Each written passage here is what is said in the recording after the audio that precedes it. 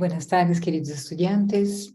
Vamos a empezar entonces. Voy a grabar, ¿no? Una pequeña presentación que les preparé para esta semana, considerando que estamos ahí avanzando, ¿no? Ya en la octava semana del componente de gestión del conocimiento. ¿Ya? Comparto pantalla entonces.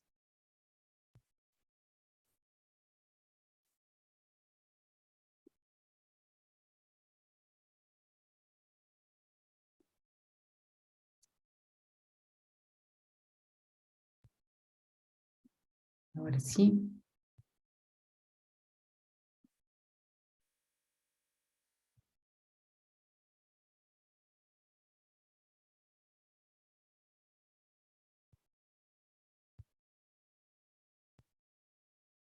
Ok, nosotros seguimos hablando aún dentro de esa perspectiva um, del, del espacio de trabajo de las organizaciones, ¿no? De la economía y cómo eso impacta, ¿no? O cómo las organizaciones están estructuradas para generar entonces sus industrias, sus negocios, ¿no?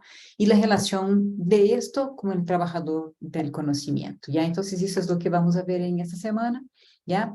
Pero adicional me gustaría comunicar y pedir una atención especial para las evaluaciones presenciales. Ustedes ya recibieron las instrucciones, por favor, los que no han revisado en anuncios. En la semana anterior he dejado a ustedes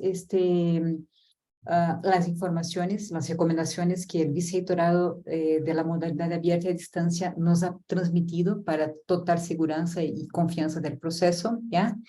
Vamos a ver también que aún siguiendo, ¿no? Dentro de la unidad 4, sobre los trabajadores del conocimiento y revisar un poco de los conceptos durante toda la presentación para que ustedes lo tengan claros, ¿no? Y puedan tener ahí más seguridad, más tranquilidad de ir a sus evaluaciones, ¿ya?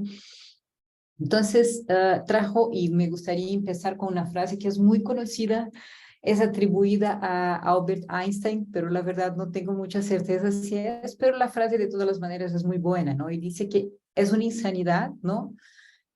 Continuar haciendo siempre la misma cosa de la misma manera y esperar que los resultados sean diferentes. Y esta frase se aplica exactamente a lo que es un trabajador del conocimiento en los días actuales. ¿Por qué? ¿Qué se espera de una persona que esté en un puesto cualquier en una empresa, ¿no? Que justamente no se quede haciendo lo mismo por toda la vida, esperando tener cosas nuevas, ¿no? La verdad, un comportamiento patrón en las organizaciones es que la gente siga o permanezca haciendo siempre las mismas cosas y ni siquiera se da cuenta de que esto no produce otra cosa, o ni siquiera se da cuenta que eso tiene un resultado o que contribuye su acción para el resultado de la organización, ¿no? El primero que debemos saber es que cuando estamos en una empresa, cuando estamos en una organización, cualquier acción que hacemos, ya, cualquier actividad que hacemos tiene un propósito y está vinculada, ¿no? A los resultados que la organización vaya a obtener. Así, cuando nosotros nos damos en cuenta de esto, que todo lo que hago contribuye al resultado, sería una locura que yo siguiera haciendo siempre lo mismo, sabiendo que los resultados no están buenos, ¿no? Entonces, quizá solo esta evaluación ya es una comparación sana, ¿no? Que deberíamos hacer para considerarnos trabajadores del conocimiento. ¿Cuánta conciencia tenemos nosotros en el puesto que ocupamos sobre lo que hacemos y los resultados que la organización genera? Primera pregunta, ¿no? La segunda es, ¿cómo puedo evaluar o si soy capaz de evaluar si mis acciones realmente me conducen a un resultado mejor o un resultado más adecuado a lo que la organización necesita, ¿no? Este es el perfil del trabajador del conocimiento, ¿no? Que ya es una persona que no está conformada con lo que simplemente hace sin haber un cuestionamiento sobre lo que hace, ¿no? Y principalmente, si lo que está haciendo realmente resuelve los problemas o va de la mano con lo que la organización necesita, ¿no? Si vivimos en un mundo globalizado, como ya lo hemos visto, que está hiperconectado, que tenemos acceso a muchas informaciones por muchos aplicativos, por muchas aplicaciones, ¿no? Conocido como la sociedad del conocimiento, es un concepto súper importante y nosotros hemos visto en las primeras semanas sobre la sociedad del conocimiento, ¿no? Que es justamente la posibilidad de tener una sociedad donde las personas ya no estén tan dedicadas apenas a hacer trabajos manuales, a hacer trabajos braçales, sino que exigimos o podemos dar más de nuestra participación con las ideas, con las creaciones para el resultado de la organización, ¿no? Las empresas no son las mismas que eran antes, ya no tenemos la necesidad de tanta operación, sino que queremos mucho más, necesitamos mucho más de la contribución intelectual de cada persona. Entonces, las empresas hoy tienen una configuración completamente diferente, ¿no? Y necesitan de otro perfil profesional. La semana anterior hemos visto algunas etapas del Estado que las organizaciones pueden cumplir, ¿no? En su evaluación o su evolución y madurez, ¿no? Primero vimos un Estado en que las organizaciones priman mucho más por una mano de obra barata, ¿no? Económica, ¿no? ¿Por qué? Porque está centrada en apenas trabajar con la materia bruta, la materia prima bruta, ¿no? O sea, muy bajo costo, ¿no? Donde no hay un preparo, ni siquiera hay una industrialización sobre lo que se extrae como materia prima, ¿no? Un segundo nivel sería ya cuando tenemos procesos de transformación de esta materia bruta, de esta materia prima. Sin embargo, el enfoque está apenas en la eficiencia, en emitir rápidamente o en producir rápidamente de manera correcta, con menos errores, ¿no? Pero no hay una preocupación de generar novedades, ¿no? Y la tercera etapa, que sería ya una migración muy importante, pero a la vez también muy atada a el segundo nivel que acabamos de ver, ya que es un tipo de industria, un tipo de evolución donde hay una capacidad de innovación, tanto sobre los procesos como sobre los resultados o productos o servicios que generamos, ¿no? Es importante recuperar algo que de alguna manera he visto por las correcciones que estoy haciendo sobre los trabajos que aún tenemos un poco de confusión. La gestión del conocimiento no es un programa reforzado de capacitación, ¿ya? La gestión del conocimiento prima en organizar los conocimientos que todas las personas tienen, y ahí sí, obviamente, es importante capacitar, preparar a la gente, pero la idea no es mantener un programa de capacitación continua, es hacer con que ese conocimiento realmente genere algo que agregue valor a lo que hacemos en la organización, sea lo que sea. Entonces, hay una diferencia entre un plan de capacitación robusto, importante, que es sí necesario, pero lo que es la gestión de conocimiento. ¿Por qué? Solo tener un programa de capacitación no me garantiza la innovación, porque un programa de capacitación puede capacitar a las personas en hacer siempre lo mismo, garantizando perfeccionamientos técnicos puntuales, ¿ya? Pero yo tengo que garantizar, al revés, ¿ya? Que las personas de la organización tengan, sí, la formación, pero que sean capaces de innovar, de proponer cosas nuevas, ¿no? Por lo que están haciendo. Entonces, son actividades, son partes importantes de un mismo todo, ¿ya?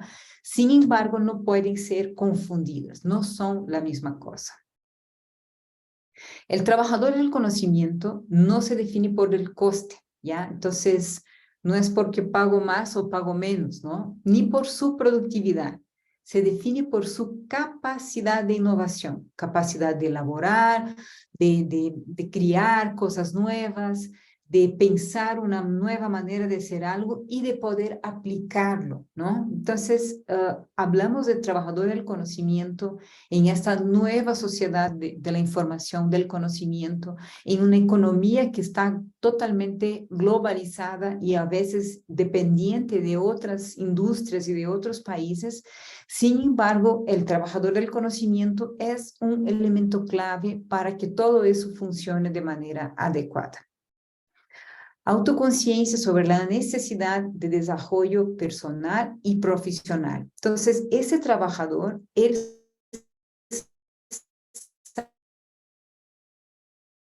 sabe sus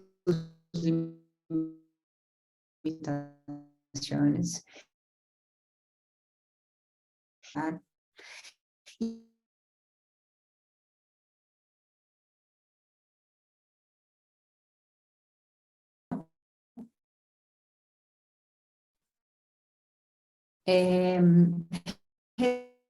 Proyección, desempeñar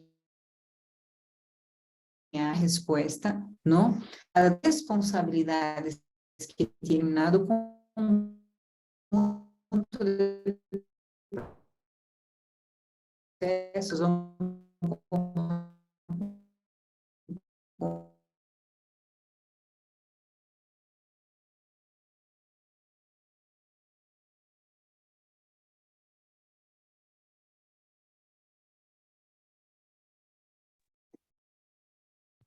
un pequeño problema de conexión, pero ya estoy de vuelta. Sigo con la presentación.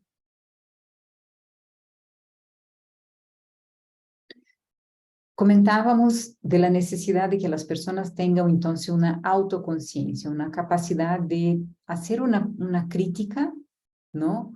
Base a lo que ella sabe, a lo que la persona sabe y lo que no sabe para desarrollarse, para desempeñarse de mejor manera posible, ¿no?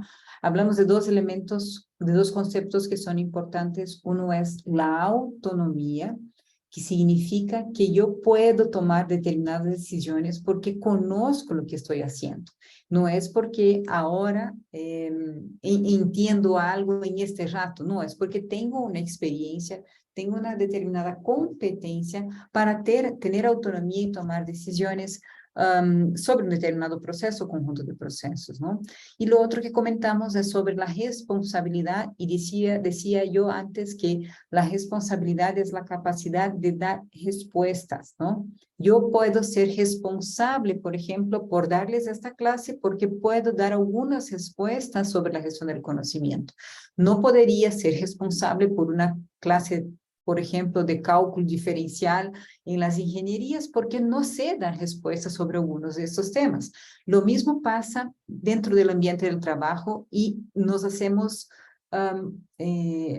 referencia al trabajador del conocimiento. ¿Por qué? Porque él tiene esta capacidad de conocer lo que puede tomar decisiones, sobre lo que puede tomar decisiones y sobre lo que puede dar respuestas en el ambiente laboral. Es un apartado que está en el libro y me pareció súper importante para que vayamos comentando algunos puntos, ¿no? Esa es una parte que menciona del texto de Peter Drucker, y él dice literalmente, ¿no? Cuando Taylor empezó, él explica, ¿no? 9 de cada 10 trabajadores realizaban un trabajo manual. 9 de cada 10. Significa que si yo tenía 10 personas trabajando conmigo, 10 estaban apenas apretando tornillos, ¿no? Haciendo o trasladando cosas en fábricas, agricultura, minería o transporte. Entonces, todas las personas trabajaban cargando piedras, por así decir, ¿no? Hacia 1990 habían quedado reducidas a 1/5 de la fuerza laboral en los países desarrollados, y hacia 2010 no serán más de 1/10 parte. Esta proyección ha sido hecha por Peter Drucker en los 90, obviamente, ¿no? Entonces él hacía una proyección que hasta los años 2010 ya tendríamos 1/10 parte de las personas actuando, ¿no es cierto?, en oficios, en actividades que son de fuerza bruta, digamos así, ¿no? Más operativas, ¿no? Esta es una proyección, no tenemos los datos así muy precisos, pero, y está mirando mucho Estados Unidos aquí también, ¿no? Era su contexto, ¿no? Pero nosotros también lo vimos, lo estamos viendo mismo en América Latina, que ya hemos migrado mucho de una industria muy fabril, muy manual, ¿no? Para industrias de servicios, industrias que trabajan mucho más basada en la creación de novedades que propiamente en la operación, ¿no?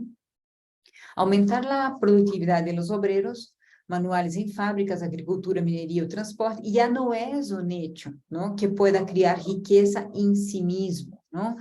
Quiere decir que nosotros sí aún necesitamos de muchas tareas manuales y vamos a contar, y vamos a seguir contando, ¿no? Que alguien vaya a producir, ¿no? Cualquier aparato, este portaminas, este celular, esta botella, siempre habrá un nivel o un conjunto de tareas, ¿no? Que son más operativas o de más fuerza, más brazos. Sin embargo, ¿no? Como nosotros tenemos en las empresas una tendencia a automatizar los procesos, ¿no? Posiblemente pasaremos en todos los procesos productivos o en la mayoría de los procesos productivos, ¿no? De la operación netamente manual a una operación con un nivel más grande de automatización, donde existan máquinas que ya, por ejemplo, garanticen el no contacto humano con los productos, garantizando incluso seguridad en industrias de alimento, por ejemplo, ¿no es cierto? Seguimos un poco más, ¿no? Entonces hay un cambio en el escenario global, ¿no? Esta sociedad del conocimiento que nos proporciona de alguna manera mayor acceso, mayor alcance, ¿no? Mayor posibilidad de conocer sobre varios temas, ¿no es cierto?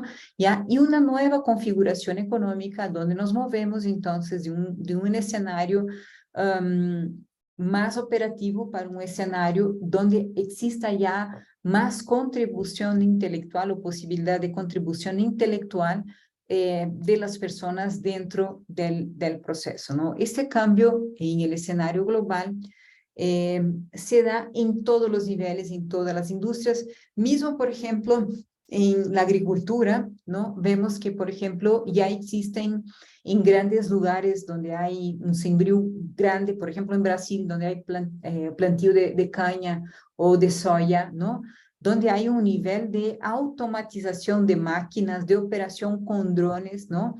La previsión del clima, el estudio del suelo, todos estos elementos que antes se hacía con mucho más análisis individual o operativa, ahora se puede hacer con ayuda de los equipos que están a disposición, ¿no? Obviamente, tener acceso a este tipo de tecnología no es tan trivial y sí existirá, ¿no? Un conjunto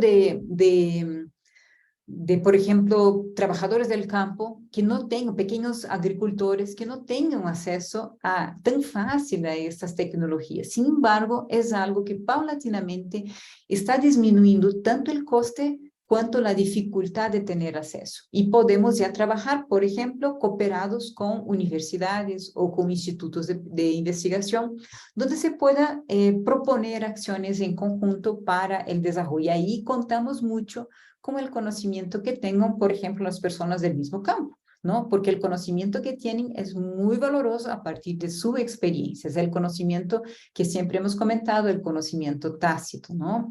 El trabajador del conocimiento no produce nada que sea efectivo en sí mismo, produce conocimientos, ideas e informaciones. Y traje esta frase porque pareció un poco dura, chocante, ¿no? Porque puede decir, pero si no produce nada efectivo, ¿qué está haciendo? Nosotros aún vivimos una cultura de que si tú no demuestras cuántas cosas has producido, ¿no? No tienes un valor o quizá ponen en duda tu valor dentro de la empresa, ¿no? Sin embargo, es un movimiento que estamos viviendo poco a poco. No va a ser un movimiento que se dé de un día al otro y que cambiamos todos el chip ya ya estamos en nuevo modelo, no. Se trata efectivamente de que poco a poco las empresas, las organizaciones se van dando cuenta de que necesitamos tener personas que estén planeando y cambiando procesos o cambiando soluciones, dando soluciones, cambiando productos y servicios, de manera que las cosas se muevan de forma más adecuada, ¿no? Generando entonces el valor y la competitividad que siempre estamos comentando y que está muy atada a la gestión del conocimiento, ¿no? Este también es un apartado que está en la guía, ¿no? Según Daniel Goleman, que habla de la inteligencia emocional, el 77% de los estadounidenses son trabajadores del conocimiento. Claro, de nuevo, es una realidad de Norteamérica, ¿no es cierto? Y aquí Goleman apunta ya hace casi 20 años, ¿no? Sin embargo, es para que tengamos una referencia, ¿no? De cómo se movimenta la economía en el mundo. Entonces, que define como personas cuyo trabajo no depende de lo que les diga alguien, sino de sí mismo. Reporta lo que comentábamos de autonomía y responsabilidad, ¿no? Entonces, él dice que 77% de las personas en Estados Unidos son trabajadores del conocimiento. Y esto quiere decir que son personas que yo no necesito llegar y decir, tienes que hacer esto, o que no están esperando que el jefe, el director venga y les esté cobrando que deben hacer, sino que tienen autonomía y responsabilidad suficiente para dar camino a las cosas que tienen que cumplir. Yo sé que tengo que hacer lo mejor que pueda para graduar ustedes estudiantes. No necesito que la directora de la carrera o que el vicerrector me venga a decir, por favor, da una clase, prepara la clase de manera adecuada, estimula a los estudiantes que tengan una buena formación. ¿Ya? Yo sé como docente que tengo que hacer esto, es parte de mi rol, es parte de mi papel, ¿no? Como docente, a contribuir para la formación para la formación de los estudiantes. No necesito estar esperando. Eso se da en todas las áreas de trabajo. Ya no apenas como docente, sino que la persona, por ejemplo, que realiza la matrícula de ustedes o en otras industrias, la persona que produce un determinado producto, ya que sepa lo que debe hacer, ¿ya? Esto es parte del trabajador del conocimiento, ser trabajador del conocimiento. En la semana anterior vimos que tratábamos, ¿no? De que ya no hay tantos intermedios entre un trabajador y la industria. Por un lado, por ejemplo, se comentaba de los sindicatos que eran muy legalistas o muy atados a una discusión eh, de los trabajadores, ¿no es cierto? Y aunque sea algo bueno tener los sindicatos como manera de resguardar derechos de los trabajadores, sin embargo, hoy tenemos ya un escenario en que los mismos trabajadores tienen ya más condiciones, ¿no? De comprender su rol, de comprender lo que hacen en las organizaciones y mantener otro tipo de diálogo con los empleadores. El valor está en el trabajo en equipo, ¿no? ¿Por qué hacemos este cruce? ¿Por qué hacemos este match, no? Hablamos, yo les comentaba hace unos minutos sobre la diferencia entre la formación, un plan de capacitación y la gestión del conocimiento. Hablamos que tener la capacitación es fundamental. Sin embargo, también comentamos que la capacitación puede insistir o incidir apenas en cosas, en elementos operativos que sean muy de mantener lo que las personas hacen, ¿no es cierto?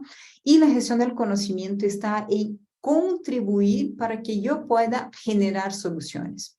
¿Cómo se hace esto? Se hace esto, primero de todo, generando un espacio adecuado, ¿no? El ambiente de trabajo debe favorecer a que las personas puedan conversar entre sí para proponer soluciones y no tener, por ejemplo, un ambiente de competición o de competencia interna, ¿no? Como es bastante común, yo no cuento a mi compañero lo que estoy haciendo porque me va a robar la idea, ¿no?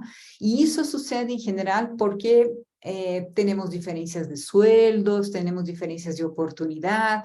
Es bastante común en los ambientes de trabajo topar con ese tipo de escenario, ¿no? Entonces, primero de todo es construir una base ¿no? Un espacio, un ambiente en que los trabajadores puedan realmente sentirse plenos, a gusto de compartir, porque en el momento que están compartiendo sus ideas, deben surgir en el intercambio de conocimientos cosas más completas. Yo puedo tener una excelente idea, pero si la guardo solo para mí, o si voy a escribir un proyecto solito, ya capaz que me pierdo algo importante que mi compañero o que otras personas podrían aportar, visiones diferentes que quizás sean más ricas que la mía, ¿no? Entonces es también un ejercicio de ceder, de dar espacio para el otro, de permitir la escucha y de mantener un diálogo para generar entonces las soluciones, ¿no? Eso también tiene que ver con un ambiente de trabajo más maduro, ¿no? Que está conformado por personas entonces que se perciben como autónomas y responsables sobre los procesos y las acciones que ejecutan, ¿no? El trabajo en equipo produce sinergia y amplifica la capacidad creativa de cada persona a partir de los conocimientos que tengan individualmente. Lo que yo sé solita debe sumarse entonces a los conocimientos que otras personas en mi equipo tengan para generar algo de más valor. El trabajo que se hace de manera aislada, hay una tendencia de que muchas veces sea bueno incluso, sin embargo, posiblemente es más pobre porque no está contemplando otros elementos a partir de la perspectiva de otras personas. Cuando estamos en un grupo de personas que no tienen una cercanía de formación o de capacitación, o que hay una persona, ¿no? Yo digo siempre son los supermans, ¿no? Las personas súper importantes del equipo, las que salvan siempre el mundo, ¿no es cierto? Y lo hacen solas. Ese tipo de profesional tiene una vida corta en el equipo. ¿Por qué? Porque genera una acción reactiva en las personas, ¿no? Está bien, estas personas en general producen cosas ya, pero es de durabilidad dudosa. ¿Por qué? Porque no se mantiene a lo largo del tiempo, no hay un espíritu de equipo, no hay una contribución. Luego esas personas o se queman o van a otra parte, ¿no? Por eso el elemento de trabajo en equipo dentro de la gestión del conocimiento es algo clave, es algo fundamental. Quizá no esté puesto, ¿no? Como un criterio, pero es algo que fundamentalmente da bases, ¿no? Para una gestión del conocimiento adecuada dentro de las organizaciones, ¿no? Entonces, tenemos, hablando de no solo del trabajador del conocimiento, sino de un equipo, ¿no? Que está conformada por personas que se perciben como trabajadoras del conocimiento, algunos elementos importantes como lo que hemos comentado, de la creatividad, ¿no? La creatividad no se trata especialmente de una persona que sea la diferente, la que siempre tiene ideas novedosas, ¿no? La creatividad es un ejercicio, es tener un espacio adecuado para proponer ideas, para generar discusiones a partir de los conocimientos que tengan, ¿no? Y yo puedo aportar con lo que tenga y puede que no sea muy creativo, muy innovador lo que estoy proponiendo, pero cada vez más, si tengo el espacio, puedo asumir y puedo avanzar en ese sentido, ¿no? Entonces, el espacio al diálogo, al espacio, un ambiente que sea propicio a la conversación y no tener un ambiente pesado donde no sea posible compartir las cosas es fundamental, ¿no? Un lugar donde tengamos la confianza entre compañeros, entre autoridades, ¿no? Para saber que podemos equivocarnos, ¿no? Y si nos equivocamos, hay espacio para levantarse y caminar nuevamente, lo que llamamos de resiliencia, esta capacidad de sanarse, de seguir adelante, ¿no? Y así llegamos a lo que es propiamente la innovación. La innovación es esta disruptura, ¿no? Este romper con las cosas como se hacen constantemente para generar algo que sea realmente nuevo, ¿no? Eso es lo que teníamos para esta semana. Por favor, revisen los contenidos, prepárense para la evaluación para que pueda irles bien ahí en estas pruebas. Un abrazo.